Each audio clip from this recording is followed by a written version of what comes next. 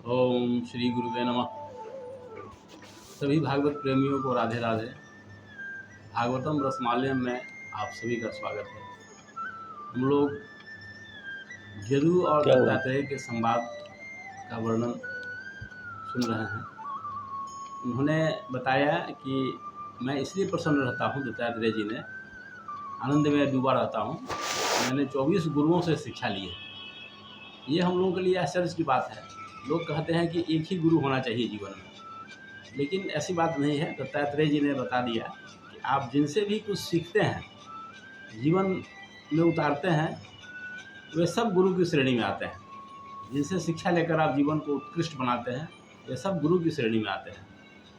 और आपसे निवेदन है कि आप इस भागवत कथा को आधुनिक विज्ञान के माध्यम से घर घर तक ले जाएं, जन जन तक पहुंचावें, ताकि इसमें जो कल्याण का भाव छुपा है सबके लिए, इससे सभी लाभान्वित हो। आधुनिक दौर में इस्कॉन के संस्थापक प्रभुपाद जी, जिनका साहित्य मैंने पढ़ा है, मैं उनका बहुत आदर करता हूँ, सम्मान करता हूँ। और उनके द्वारा श्री कृष्ण की भक्ति का प्रचार तो संपूर्ण विश्व में हुआ है। और उन देशों में भी जहाँ के लोग एक दूसरे को मार के खा जाते हैं, वहाँ भी हरे राम हरे कृष्ण का मंत्र गूंजता रहता है, इस्कॉन का मंदिर दिखाई देता है। इतनी बड़ी बात उन्होंने कर दिया। भारतीय संस्कृति को पहुंचाने में देश विश्व के कोनों कोने में, इसके लिए भारतीय संस्कृति सदैव उनका गुणगान करती रहेगी।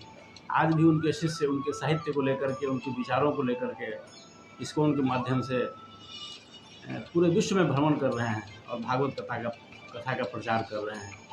लोगों को जीवन के लक्ष्य से परिचित करा रहे हैं। ये बहुत बड़ा योगदान है इस्कॉन का। तो क्या हम लोग इतना भी नहीं कर सकते हैं कि हम शेयर करके एक दूसरे को श्रवण कराने का लाभ दें? इतना भी नहीं कर सकते हैं तो फिर हम किस काम का मनुष्य हैं? आहार निद्रा भय मैथुनानी तो हर प्राणी करता है। इसलिए अगर इतना ही तक हम सिमट गए, अपना पेट सब प्राणी भरता है, पशु हो पंछी हो, सब कोई पेट भरता है, सब प्रजनन करते हैं, सब सोते हैं, तो अगर उतना ही तक हम सिमट के रह गए तो फिर हमारे मनुष्य बनने का क्या औचित्य है?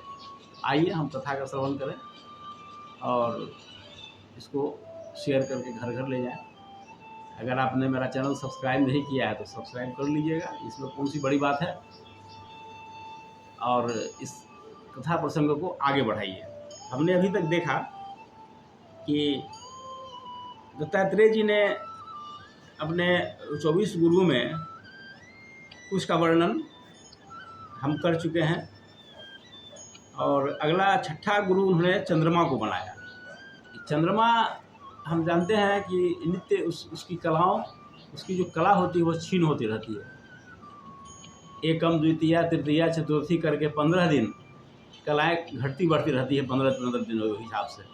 तो चंद्रमा के कलाओं के घटने बढ़ने से चंद्रमा के स्वरूप पर कोई प्रभाव नहीं पड़ता है। चांद नहीं घटता है, उसकी कलाएँ घटती है। अगर थोड़ा सा चांद दिखाई दे रहा हो आसमान में, इसका यह मतलब नहीं होता है कि चंद्रमा का उतना ही हिस्सा है।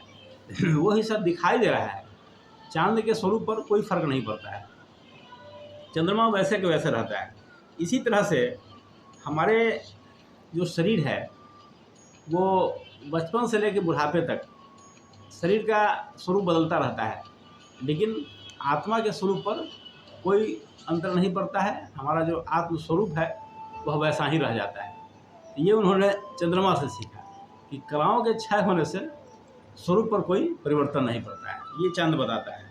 हम संक्षेप में वर्णन कर रहे हैं, वैसे आप स्वाध्याय करेंगे तो आपको बहुत आनंद आएगा। सूर्य से उन्होंने क्या सीखा कि सूर्य समुद्र से जल लेता है, या जहाँ कहीं भी जल का स्रोत है वहाँ से वह जल लेता है और उसको पुनः बादल के द्वारा वापस कर देता है, बरसात करके उस जल को वापस कर देता है।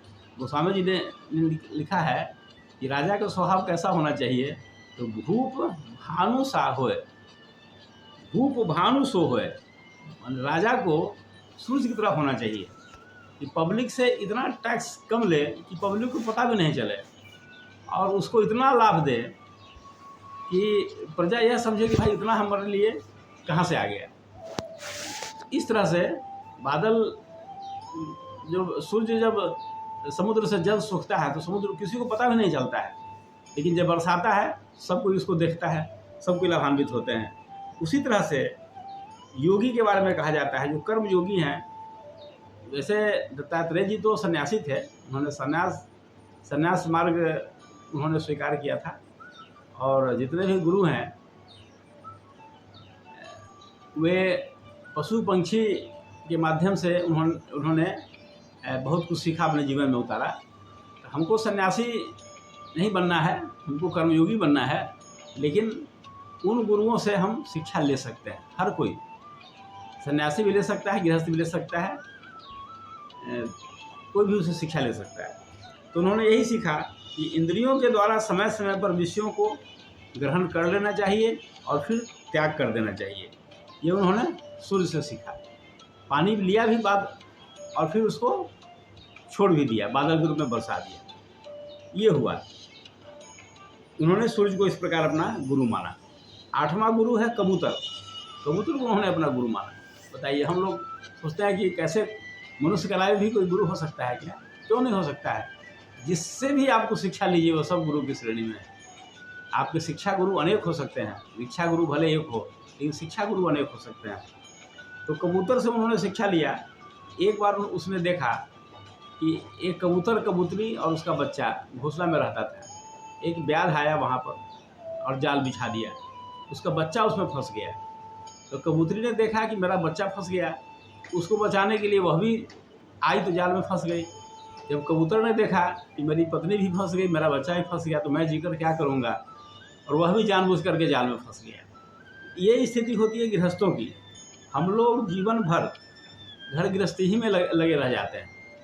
ठीक है, गृहस्थी का अपना एक धर्म होता है, हमारा एक उत्तरदायित्व है गृहस्थ जीवन में रह करके उसको निभाना है। इसका मतलब ये नहीं है कि गृहस्थी संभालते संभालते हम भगवान को ही भूल जाएं, ये नहीं होना चाहिए। वैसे लोगों की बड़ी दुर्गति होती है, शास्त्रों में ऐसा वर्णन आया है।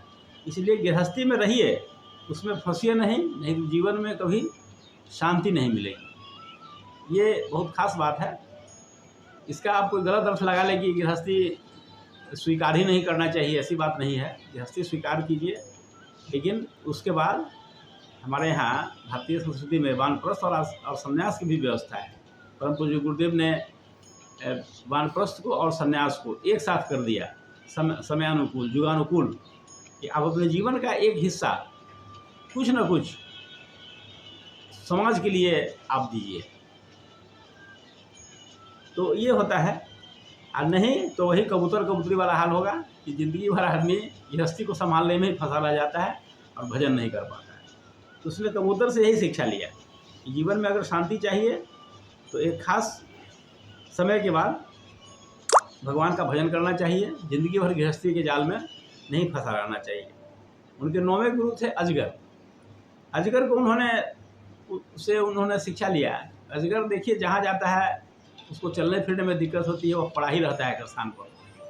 तो उन्होंने ये निष्कर्ष निकाला कि हमें जो प्राप्त हो जाए भोजन, उसमें संतुष्ट होना चाहिए। आज के ज़माने में कितना भी पैसा हो जाए, लोगों को संतोष नहीं होता है, और यही सारे समस्या का जड़ है। जितने भी लोग डिप्रेशन के शिकार होते हैं, टेंशन के शिकार होते हैं, जितने कलह का कारण है, वो सब यही है। लोगों के अंदर इतनी ज़्यादा भूख है कि वो कभी पूर्ण होता ही नहीं है, कभी उसकी प्यास शांत होती ही नहीं। इसलिए प्रारब्ध के अनुसार जो मिलता है उसमें संतुष्ट होना चाहिए। अजगर यही करता है। ये इस अजगर से हम लोग भी शिक्षा ले सकते हैं। ये सबके लिए है, ये शिक्षा हम सबके लिए है कि प्रारब्ध से ज़्यादा की कामना करने से मिलने वाला भी नहीं है, और ऊपर से डिप्रेशन भी हो जाएगा। आज चारों ओर जो अशांति है वह इसी कारण से है। अगर हम अजगर को हम भी अपना गुरु माने तो हमारे जीवन में बहुत शांति आएगी, और सामाजिक जीवन से भी अनेक प्रकार के समस्याओं का समाधान हो जाएगा। उसके बाद समुद्र से उन्होंने अपना गुरु माना समुद्र को, कि समुद्र से उन्होंने सीखा कि हमेशा गंभीर होना चाहिए और प्रसन्न रहना चाहिए। देखिए, समुद्र में अनेक नदियाँ आकर मिलती हैं, लेकिन समुद्र विचलित नहीं होता है, उससे वो गंभीर का गंभीर बना रहता है। उसी तरह से न ज़्यादा प्रफुल्लित होना है, न उदास होना है, और समुद्र की तरह गंभीर बना रहना है। जितने भी सुख दुख आए हमें विचलित न करें, ये उन्होंने समुद्र से सीखा है। आज इतना ही, फिर हम आगे चर्चा करेंगे। ओम शांति।